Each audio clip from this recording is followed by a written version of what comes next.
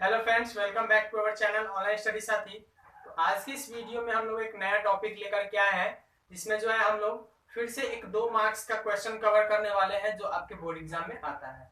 Last topic में हम लोग ने पढ़ा था यूक्लिड विभाजन प्रमेय से जो है एचसीएफ कैसे निकाला जाता है किसी भी दो धनात्मक पूर्णांक का। और यहाँ पर हम लोग पढ़ेंगे धनात्मक समपूर्णांक और विषम पूर्णांक को सिद्ध करना है कि हाँ वो धनात्मक समपूर्णांक है या नहीं। इस टाइप का एक क्वेश्चन आपके एग्जाम में देखने को मिलता है और पूरे 2 मार्क्स का होता है वो। तो हम लोग जो है बहुत विस्तार से पढ़ेंगे इसको और बहुत ही आसान शब्दों में सीखेंगे। सबसे पहले मैं आपको बता दूं कि धनात्मक समपूर्णांक है क्या और धनात्मक विषम पूर्णांक क्या है। देखिए, पूर्णांक के बारे में मैंने आपको बताया था कि जितनी भी पूर्ण संख्याएं हैं प्लस में हो या माइनस में हो, उन सभी का जब एक समूह बन जाता है उसको हम लोग पूर्णांक बोलते हैं जो कि माइनस अनंत से लेकर के प्लस अनंत तक होता है। इसमें 0 1 सब माइनस की संख्या से लेकर प्लस की संख्याओं तक होता है, जिसमें -4 -3 -2 -1 0 1 2 3 4 dot dot dot plus infinite और इधर डॉट डॉट डॉट माइनस अनंत तक। इसको इनफाइनाइट बोलते हैं, यानी कि अनंत तक, और ये प्लस अनंत तक जाएगा। तो ये सभी हमारे पास पूर्णांक है। लेकिन यहाँ पर जो है हमें कहा क्या रहा है धनात्मक समपूर्णांक। धनात्मक में यानी कि 0 के बाद वाली जो संख्याएं हैं इधर 1 2 3 4 ये सब जो है धनात्मक पूर्णांक हुआ, और ये जो है ऋणात्मक पूर्णांक हुआ। इसको बोलेंगे हम लोग ऋणात्मक, और ये होगा धनात्मक। तो इतना तो क्लियर होगा आप लोगों को। उसके बाद धनात्मक तो हो गई, सम पूर्णांक क्या हुआ। धनात्मक पूर्णांक तो है, लेकिन सम किसको कहेंगे, विषम किसको कहेंगे, ये आपको बहुत ही आसानी से आता होगा। सम जो संख्या है 2 से विभाजित हो जाती है उसे हम लोग सम संख्या बोलते हैं, जैसे कि 2 4 6 8 ये सब सम पूर्णांक हुआ। उसके बाद हम कहें कि विषम पूर्णांक तो 1 3 5 ये सब जो है विषम होगा। तो इतना में तो कोई डाउट नहीं होगा। उसके बाद जो है हम लोग नेक्स्ट चलते हैं, धनात्मक सम पूर्णांक और विषम पूर्णांक को सिद्ध कैसे करेंगे।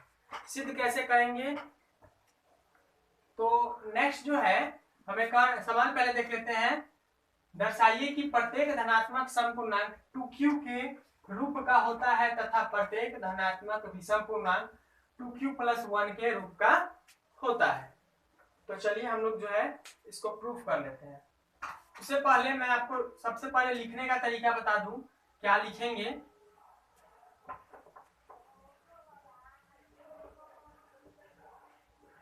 हाँ, तो हम लोग सबसे पहले लिखेंगे प्रत्येक धनात्मक समपूर्णांक। तो मानना होगा पहले हमें, इस सवाल को बनाने से पहले हमें मानना होगा, माना कि क्या मानेंगे कि धनात्मक जो पूर्णांक होता है, धनात्मक सम पूर्णांक हो या विषम पूर्णांक, डायरेक्टली हम इसको मान लेते हैं धनात्मक पूर्णांक को जो है हम लोग कोई भी एक संख्या मान लेंगे, कोई भी एक चर मान लेंगे, ए बी सी डी करके कुछ भी मान लेंगे। तो ए मान लिया हमने, धनात्मक पूर्णांक को हमने ए मान लिया।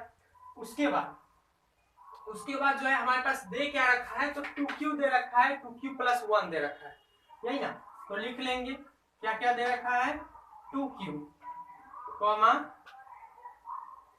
2q, 2q + 1, ये चीजें हमें दे रखी है। अब चूंकि आप जानते हैं यूक्लिड विभाजन प्रमेय से, यूक्लिड विभाजन प्रमेय से क्या जानते हैं हम लोग, a = bq + r होता है। a = bq + r होता है। उसके बाद जहां b, हेलो, a का मान हमारे पास क्या है, तो a का मान तो कुछ है नहीं, b का वैल्यू क्या है, तो b देखिए 2q + 1 bq + r, a = bq + r, तो bq + r, b के जगह पर क्या हो जाएगा हमारे पास 2, तो b के जगह पर हम लोग 2 दिया हुआ है यहाँ पर। अब चूंकि इसका एक कंडीशन हमने आपको बताया था 0 r b याद रखने के लिए, मैंने आपको बताया था कि आप याद रखिएगा 0 r और b।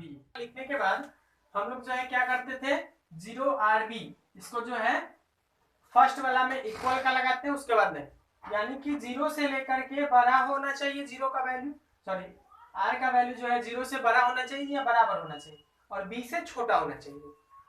अब यहाँ पर देख क्या रखा है हमारे पास, रिमाइंडर कितना है। सबसे पहले हम लोग ये मान लेते हैं रिमाइंडर, चलिए कुछ भी है, b का वैल्यू कितना है, तो b का वैल्यू 2 है, यानी कि r का जो वैल्यू होगा, यानी कि रिमाइंडर जो शेषफल जो इसमें हम रखेंगे वो 0 से लेकर के 2 तक रखेंगे, यानी कि हमारे पास r इक्वल टू क्या हो जाएगा, एक 0 हो जाएगा, उसके बाद दूसरा 1 हो जाएगा, और उसके बाद लास्ट क्या है 2, 0 से 2 तक रखेंगे इसमें हम लोग। उसके बाद और यहाँ देखिए 2 से छोटा है, यानी कि 2 को नहीं रखना है इसमें, 2 से छोटा ही, यानी कि 2 से छोटा 1 होता है, तो इतना ही संख्या हम लोग इसमें रखेंगे।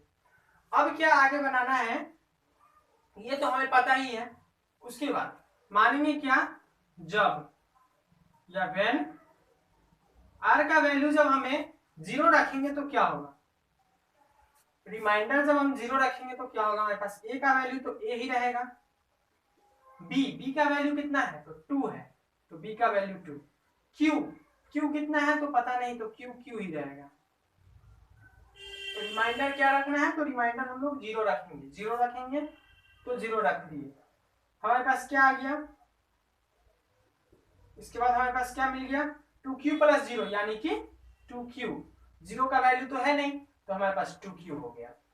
अब दूसरा कंडीशन क्या होगा कि r का वैल्यू अब हमारे पास 1 है रखने के लिए, 0 रख दिए, फिर उसी तरह रखेंगे जब r इक्वल टू 1 हो, जब रिमाइंडर का मान 1 हो तब क्या करेंगे, तो a इक्वल टू 2, b का वैल्यू 2 है तो b के जगह 2, q के जगह q प्लस रिमाइंडर क्या रखेंगे तो 1 रख देंगे हम, तो रिमाइंडर का वैल्यू हम लोग 1 रख देंगे, तो हमारे पास क्या मिल जाएगा, यहाँ पर 2q प्लस 1 मिल जाएगा, तो यहाँ पर लिख देंगे 2q प्लस 1।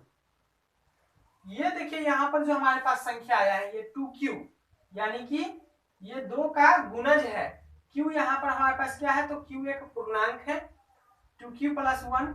अब 2q की बात आई तो 2 जो है हमारे पास सम पूर्णांक, सम संख्या है 2, और सम संख्या का जब कोई गुणज होता है तो वो सम पूर्णांक कहलाएगा। अगर ये पूर्णांक है असम संख्या का गुणज है तो ये हमारे पास क्या हो जाएगा, धनात्मक सम पूर्णांक, प्लस में भी है दोनों संख्या है, और q जो है हमारे पास यहाँ पर 2q के रूप गुणज का है, तो ये हमारे पास सम पूर्णांक होगा। आपको मैंने बताया था, याद करिए, सम संख्या को 2n से डिनोट करते हैं, तो 2n, n के जगह पर 1 2 3 कुछ भी हो सकता है, q है तो यहाँ पर हमारे पास q मान लेंगे, तो 2q यानी कि हमारे पास सम पूर्णांक है, तो लिख देंगे इसके सामने धनात्मक सम पूर्णांक, धनात्मक सम पूर्णांक। और उसके बाद 2q प्लस 1 को क्या लिखेंगे, तो ये जो देखिए जब हमने बताया था विषम पूर्णांक, तब आपको याद होगा तो हमने बताया था 2n प्लस 1 के रूप का होता है, विषम पूर्णांक जो है हमेशा 2n प्लस 1 के रूप का होता है, 2n प्लस 1, यानी कि अगर यहाँ 1 रखेंगे तो 2 एकम 2 हो जाएगा, 2 into 1 यानी कि 2 और प्लस 1 यानी कि हमारे पास 3, तो 3 आप जान रहे हैं कि एक विषम संख्या है, तो इस प्रकार जो है 2q प्लस 1 क्या हो जाएगा, ये हो जाएगा हमारे पास धनात्मक विषम पूर्णांक, विषम पूर्णांक। अतः हमारे पास सिद्ध क्या हो गया कि प्रत्येक धनात्मक जो सम पूर्णांक होता है, जितना भी सम पूर्णांक होता है वो 2q के रूप का होता है, ये जो हमारे पास 2q के रूप का होता है, और प्रत्येक जो धनात्मक विषम पूर्णांक होता है वो 2q प्लस 1 के रूप का होता है, तो 2q प्लस 1 के रूप का विषम पूर्णांक हुआ, ये हम लोग लास्ट में लिख देंगे। अतः धनात्मक सम पूर्णांक 2q और धनात्मक विषम पूर्णांक 2q प्लस 1 के रूप का होता है, अतः प्रत्येक धनात्मक सम पूर्णांक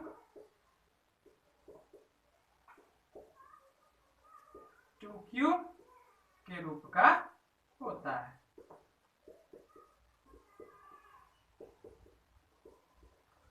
तथा प्रत्येक धनात्मक विषम पूर्णांक 2q प्लस 1 के रूप का होता है। ये हमारे पास जो है कथन प्रूफ हो गया, तो इसको जो है आप लोग स्क्रीनशॉट ले सकते हैं और लिख लीजिएगा, और साथ साथ जो है इसका हम लोग पीडीएफ भी आपको प्रोवाइड कर देंगे टेलीग्राम ग्रुप में। तो चलते हैं नेक्स्ट टॉपिक की ओर। तो नेक्स्ट टॉपिक हम लोग नहीं चलेंगे क्योंकि जो है ये क्वेश्चन लंबा सा गया है और वीडियो भी लंबा हो गई है, और इस वीडियो में हम लोग एक ही सवाल पढ़े हैं जो कि आपके बोर्ड एग्जाम में आने वाला है। 2 मार्क्स का प्रश्न जो है ये आपके बोर्ड एग्जाम में आता है और आपको जो है ये चीज इसको जो है अच्छे से प्रैक्टिस करनी है। उसके बाद जो है इस टाइप का प्रश्न हम आपको और भी जो है टेलीग्राम ग्रुप में दे देंगे या व्हाट्सएप कम्युनिटी में दे देंगे। अगर आप उसमें नहीं जुड़े हैं तो वीडियो के डिस्क्रिप्शन बॉक्स में जो है लिंक है, वहां से आप ज्वाइन करें और वहां पर आपको फ्री पीडीएफ प्रोवाइड कर दिया जाएगा। साथ ही साथ जो जितने भी जो है स्टूडेंट्स हमारे न्यू बैच के साथ जुड़ना चाहते हैं, जिसमें जो है आपको हर एक क्लास का फ्री पीडीएफ प्रोवाइड कराया जाएगा, हर एक सब्जेक्ट का टोटल नोट्स प्रोवाइड कराया जाएगा, जो कि आपके बोर्ड एग्जाम 2025 के लिए इंपॉर्टेंट होने वाला है।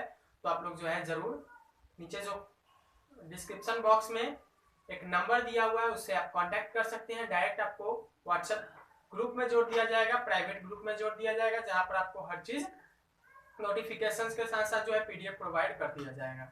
तो मिलते हैं फिर नेक्स्ट वीडियो में। वीडियो देखने के लिए धन्यवाद।